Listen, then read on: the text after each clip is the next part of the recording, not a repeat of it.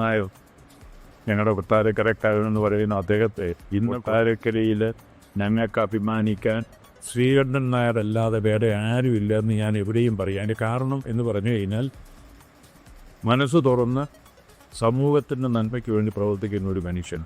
പുള്ളി ഈ വെറും ചാനലിനടുത്ത പരിപാടി മാത്രമല്ല, കേരളം മൊത്തം നടന്ന് കണ്ട് കേരളം എന്താണെന്ന് മനസ്സിലാക്കിയ മനുഷ്യൻ.